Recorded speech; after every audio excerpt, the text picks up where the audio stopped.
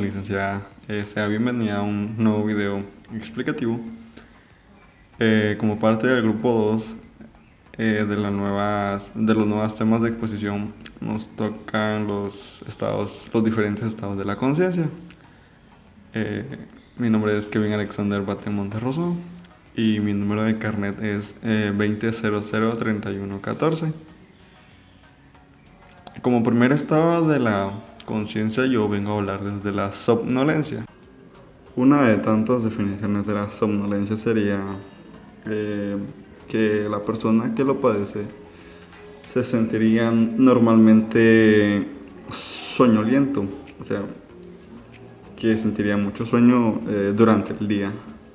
Las personas que son consideradas de esta manera, es decir, soñolientas, pueden quedarse dormidas en situaciones o momentos inapropiados. Un ejemplo, por ejemplo, en este video, si yo fuera una persona soñolienta, en este mismo momento yo podría quedarme dormido. Eso sería un buen ejemplo de la somnolencia. También se dice que el síndrome de somnolencia es un tipo de hipersomnia en niños asociado con radioterapia en la cabeza. Los síntomas de este síndrome generalmente ocurren 3 a 12 semanas después de finalizar la radioterapia. Se dice que también pueden durar entre unos días o varias semanas. Los síntomas incluyen adormecimiento excesivo, dormir hasta 20 horas. Como todos sabemos, eso es demasiado, porque se dice que una persona normal debería dormir 8 horas diarias. También produce dolores en la cabeza, fiebre baja, pérdida de apetito, por lo mismo por demasiadas horas para dormir, que en total serían 20. También produce náuseas y vómitos y una gran irritabilidad. Entre las causas del síndrome de la somnolencia podemos encontrar a un grupo que está relacionado con trastornos que ocurren durante el sueño, como por ejemplo los trastornos respiratorios, siendo más conocido el SAHS. También podemos mencionar otros comportamientos como que estén relacionados a la privación de sueño, como trabajar en la noche, o el jet lag, o cualquier otra alteración del ciclo circadiano. Otro grupo de las causas de la somnolencia podrían ser las condiciones médicas, como traumas encefálicos, accidentes cerebrovasculares, cáncer, enfermedades inflamatorias, encefalitis o condiciones neurodegenerativas o psiquiátricas, especialmente la depresión. Pero además se incluye los efectos de ciertos medicamentos como las benzodiazepinas. Para finalizar, un pequeño resumen sobre qué es la somnolencia. Este es un síndrome que afecta principalmente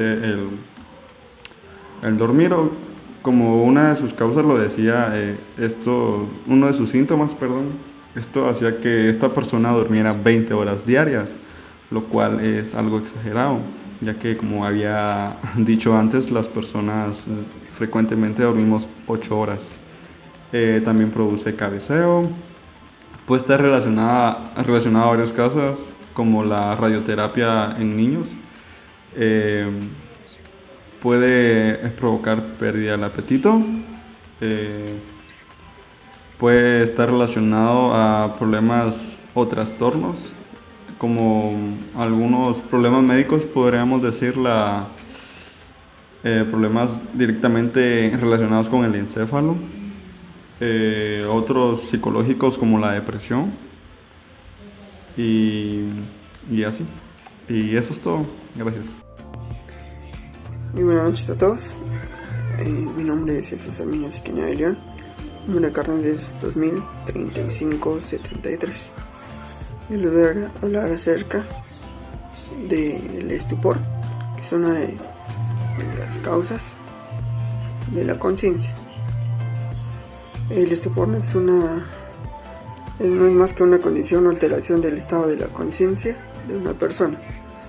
Uno de los síntomas del estupor es pérdida o déficit de la conciencia, en la que el sujeto permanece en estado semi-inconsciente y no reacciona a la estimulación ambiental. En este caso resulta prácticamente imposible sacarlo de dicho estado, salvo que se aplique una estimulación muy intensa y potente, algo que logrará incrementar levemente y de forma temporal la alerta.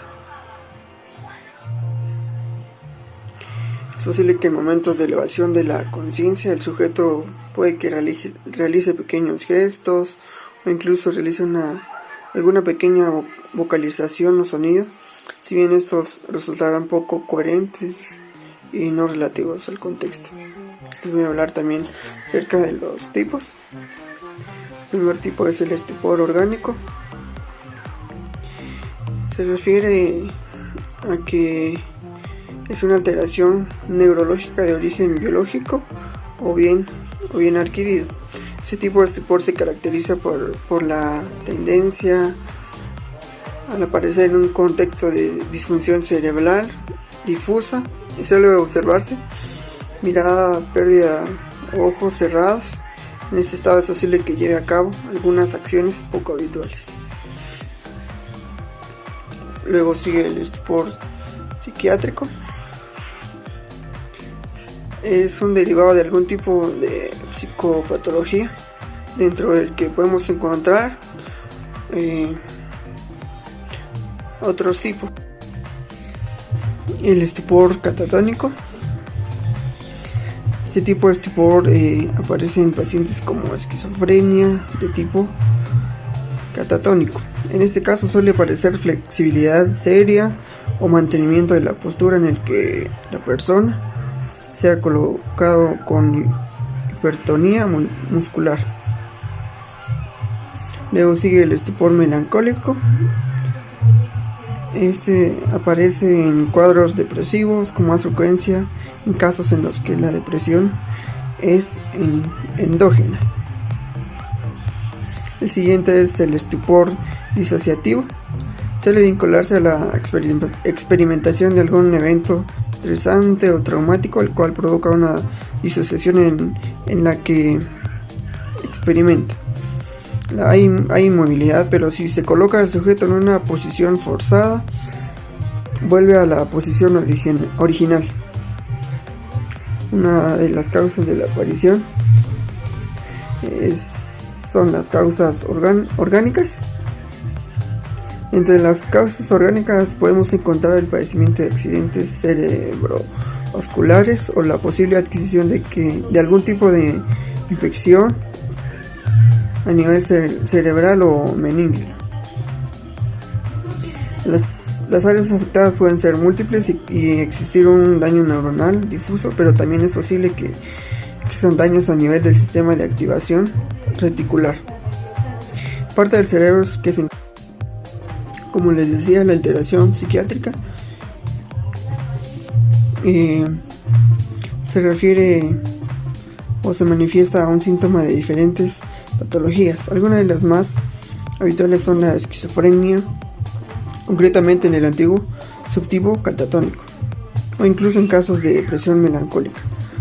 La causa de estos trastornos no son por lo general conocidas, si bien existen diferentes hipótesis referentes a cada uno de unos dichos trastornos.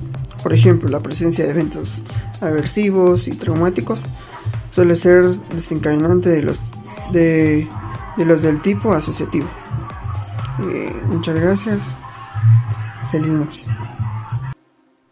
Buen día, mi nombre es Ruth Gabriela Celidón Poncio. Mi número de carné es 203435. Nuestra exposición tratará sobre los estados de conciencia. Para definir estado de conciencia, lo podemos definir como cuando nuestras funciones neurocognitivas superiores están activas. Estas son la atención, la percepción, la memoria, el lenguaje y la coordinación. Cuando todo esto funciona, el sujeto tiene conciencia de sí mismo y con todo su entorno. La palabra conciencia lo puedo definir como el conocimiento del ser humano que tiene de su propia existencia, de sus estados, de sus actos. También nosotros utilizamos la conciencia incluso cuando soñamos despiertos o soñamos dormidos, ya que tenemos una experiencia. Les hablaré sobre un estado de conciencia, que es el estado vegetativo, o también llamado el estado vegetal. Este es un trastorno crónico, ya que conserva la capacidad de mantener la tensión arterial, la respiración y la función cardíaca, pero no las funciones neurocognitivas. Las funciones hipotalámicas y el tronco encefálico vulvar se mantienen muy activas, ya que estas hacen que las funciones cardiorrespiratorias y autónomas, estas ya pueden ser de mucha ayuda y supervivencia para todo el proceso que lleva el estado vegetativo, y también tener un buen cuidado de él. También cuando el cerebro sufre de un daño cerebral, esto quiere decir la eliminación de las funciones cognitivas, pero sin embargo el sistema de la activación reticular sigue funcionando. Esto hace posible la vigilia, quiere decir no poder dormir o estar en vela en el estado vegetativo. Los pacientes en el estado vegetativo no tienen conciencia de sí mismos e interactúan con el entorno por medio de reflejos. Tradicionalmente, el estado vegetativo, cuando dura un mes, se le llama estado vegetativo persistente. Esto no quiere decir, como el estado vegetativo ya duró mucho tiempo, que las incapacidades del paciente sean permanentes. Esto ocurre en casos muy raros, por ejemplo, después de una lesión cerebral traumática, pero los pacientes pueden ir mejorando al paso de los días y recuperar su conciencia mínima. Las causas más frecuentes del estado vegetativo puede ser el traumatismo cráneoencefálico. Este es cuando una persona recibe un golpe muy leve en la cabeza, como por ejemplo una lesión deportiva o un accidente automovilístico. Esto afecta a la cabeza, y sus síntomas son de la visión borrosa, confusión y también dificultad para concentrarse. También está la hipoxia cerebral difusa. Este es cuando no llega el suficiente oxígeno al cerebro, ya que el cerebro necesita un suministro constante de oxígeno y nutrientes para el cerebro, para que éste funcione. Pero la hipoxia cerebral difusa, afecta a las partes más grandes del cerebro, que son los hemisferios cerebrales.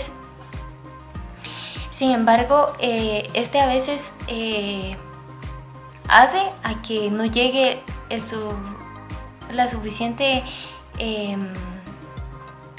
suficiente oxígeno a todo nuestro cerebro. Y por último, también En el estado consciente mínimo y el estado vegetativo hay una gran diferencia, ya que en el estado consciente mínimo hay evidencias de que los pacientes vayan recuperando poco a poco su conciencia y también con todo su entorno. Pero esto no hace que el estado vegetativo quede así permanente, sino que su tratamiento y va recuperando su conciencia y sus funciones neurocognitivas lentamente. Esto hace a que el estado de conciencia mínima vaya recuperándose poco a poco. Gracias. Muy buenas, licenciada. Mi nombre es Sergio Fernando Chan Barrios, número de carnet 2033-22. A mí me tocó el estado de coma. Es un estado de inconsciencia prolongada que puede ser causado por diferentes problemas, como lesiones traumáticas de la cabeza, accidentes cerebrovasculares, tumores cerebrales, inconsciencia por drogas o alcoholismo agudo, incluso por enfermedades a fondo, como diabetes o infecciones. El coma es una emergencia médica. Es necesario actuar rápidamente para preservar la vida y la función cerebral. Por lo general, los médicos ordenan una batería de análisis de sangre y una tomografía computarizada del cerebro para intentar determinar que están causando el coma para que se pueda iniciar el tratamiento adecuado.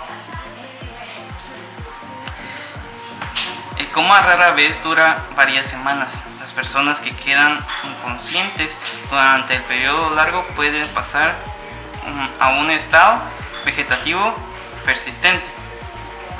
Según las causas del coma, las personas que están en estado vegetativo persistentes durante más de un año tienen muy poca posibilidad de despertar. Los síntomas o signos del coma generalmente son los siguientes: ojos cerrados, reflejos del tronco encefálico debilitados, como que las pupilas no responden a la luz, las extremidades no responden salvo los movimientos y reflejos de las personas. Las personas no responden a estímulos dolorosos salvo los movimientos reflejos. Y respiración irregular.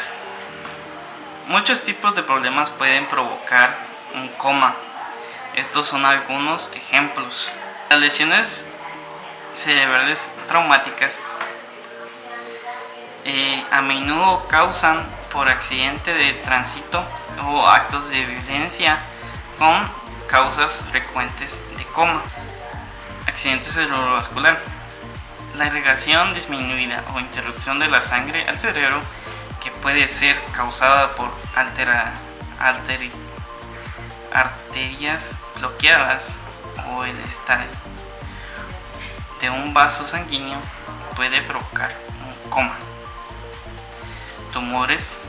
Los tumores del cerebro o en el tronco encefálico pueden producir un coma. La diabetes. En las personas con diabetes, el aumento de muy alto de hiperglucemia o la disminución muy baja de hiperglucemia del nivel de azúcar en la sangre puede provocar un coma. Falta de oxígeno. Las personas rescatadas de un ahogamiento o aquellas que fueron reanimadas después de un ataque cardíaco pueden no despertar debido a falta de oxígeno en el cerebro. Las infecciones como la encefalitis o la meningitis causadas por hinchazón del cerebro, la médula espinal o los tejidos que rodean el cerebro. Los casos graves de estas infecciones pueden provocar daños cerebrales o un coma. Las convulsiones continuas, las que son así repetidas, pueden provocar un coma. Las exposiciones a toxinas como monóxido de carbono o plomo pueden causar daños cerebrales a un coma. Drogas y alcohol. La sobredosis con drogas o alcohol pueden provocar un coma. Entendemos por conciencia la capacidad de conocimiento de un mismo ambiente que lo rodea. El grado de conciencia que pueda variar a lo largo del día desde un estado de hipervigilancia y concentración profunda hasta la intensidad o somnolencia. El coma es un síndrome clínico secundario a la alternativa de la conciencia. La característica por la falsa respuesta del paciente frente al estímulo externo, es decir, no puede ser despertado mediante diversos estímulos y no evita.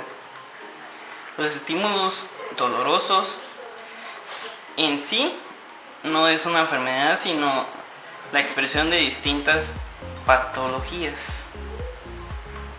La afección de la conciencia puede tener distintos grados según la intensidad de la misma. Cuando la afectación es ligera, hablamos de la confusión. El efecto es incapaz de pensar con la claridad y rapidez e incluso puede tener pensamientos coherentes. Cuando el grado de afectación progresa, aparece la somnolencia. El enfermo se llama semidormido, pero tiene un rápido y fácil despertar frente al estímulo y además se defiende de ese estímulo doloroso. En el coma, el enfermo está como dormido, es incapaz de sentir o despertarse. Cuando este es profundo, no hay ningún tipo de respuesta al dolor e inclusive llegan a despertarse los reflejos pupilares, corneales, faríngeos y osteotendinosos. Los médicos utilizan un sistema de puntuación conocido como escala de Glasgow para medir la profundidad de afectación del nivel de conciencia de los pacientes. Cuando la suma de los puntos correspondientes a todos los ítems está por debajo de 10 puntos, indica que un estado de mucha gravedad. En la apertura de los ojos, la espontánea es 4, a la voz es 3 y el dolor es 2 y la nula es 1. La respuesta de estímulos obedece a 6, localiza 5, la retina es 4, respuesta de reflexora 3, la respuesta intensora 2 y la nula 1. En las respuestas verbales, la orientada 5, la confusa 4, la inadecuada es 3 y la incomprensible es 2 y la nula es 1.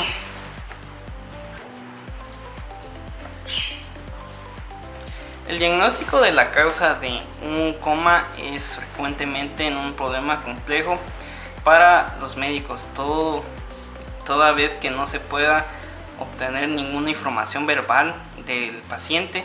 Por ello será de vital importancia recoger todas las posibles información de los familiares, testigos sobre enfermedades asociadas como la diabetes, enfermedad renal o hepática o abuso de drogas, traumatismo craneal o recientes. El tratamiento. Se trata de una situación grave en la que más importante es el traslado inmediato al hospital. Una vez allí, el tratamiento se establecerá en función de la causa del coma. En sentido general, las siguientes actuaciones son las más habitualmente adoptadas: la garantización de la vía aérea y el suministro de oxígeno, intubación y respiración asistida. Se descarta hipotencia o shock. Se coloca una vía sanguínea para extracciones de administración de sus sustancias precisas. Se determina inmediatamente la glucemia. Buenas tardes, licenciada. Mi tema a exponer es muerte cerebral o del tallo cerebral. Es uno de los estados de la conciencia. Definamos qué es muerte cerebral. La muerte cerebral es la pérdida permanente de la actividad cerebral. Como resultado, el paciente no puede respirar o mantener cualquier otra función vital por su cuenta y pierde de forma permanente toda conciencia y capacidad para el pensamiento. El cerebro está formado por dos partes importantes, que es la corteza cerebral y el tallo cerebral. Entre la corteza cerebral, que podemos observar que es esta parte más grande del cerebro, es aquí donde ocurre la percepción, la imaginación, el pensamiento, el juicio y la decisión. Es la región más grande del cerebro de los mamíferos y desempeña un papel clave en la memoria, la atención, la percepción, la cognición, la conciencia, el pensamiento, el lenguaje y también podríamos decir que la escritura. Cuando hay un problema o daño en la corteza cerebral, el paciente puede estar en un estado de coma. Muchos confunden la muerte cerebral con el estado de coma. Definamos para diferenciar la muerte cerebral con el estado de coma. Cuando un paciente está dañado, puede estar recibir estímulos, puede sentir dolor y probablemente es más seguro que puedan regresar a la conciencia. Mientras que la muerte cerebral estamos hablando que va a haber un daño en el tallo cerebral, como podemos observar que es esta parte. El tallo cerebral actúa de nudo central de comunicación del sistema nervioso, conecta el cerebro con la médula espinal, el encéfalo con el cerebelo y además mantiene nuestro organismo en funcionamiento. Cuando nos estamos refiriendo a la muerte cerebral, no solamente el paciente está dañado de lo que es la corteza cerebral, sino que también está dañado lo que es el tallo cerebral, y es a esto cuando ya le podemos decir que es muerte cerebral. Ya no hay una forma, es una forma irreversible que el paciente pueda llegar a la conciencia. Prácticamente ya es una muerte segura. ¿Por qué puede producir una muerte cerebral? Cuando el sujeto recibe lesiones muy fuertes, en esencial en el tallo cerebral, ya que es el encargado de regular la respiración y el latido cardíaco. Cuando este se lastima, ya no hay ya no llega sangre al cerebro, ya no hay forma de oxigenarse, y es cuando llega a una muerte segura. Lo ideal es poder diferenciar del estado de coma a lo que es la muerte cerebral. Cuando también una de las causas más frecuentes de muerte cerebral se produce cuando la presión intracraneal supera la arteria sistólica. La presión, al no tener esa presión en la arteria, cosa que culmina con el cese de la circulación sanguínea en el encéfalo. En este estado, la sangre generalmente encargado de llevar oxígeno y nutrientes no llega al cerebro como corresponde. Y por tanto a esto deja de funcionar a causa de la hipoxia. Es cuando realmente todos nuestros organismos dejan de funcionar y perder contacto. Para poder diagnosticar una muerte cerebral se necesita realizar podemos utilizar una de ellas, la tecnología de imágenes, para ver si el flujo sanguíneo hacia el cerebro esté lastimado lo que es la parte del tallo cerebral. Cuando esto sucede, ya no hay forma irreversible de decir que el paciente pueda llegar a la conciencia, sino que realmente a decir que ya no hay una cura, sino que realmente es una muerte segura. Gracias.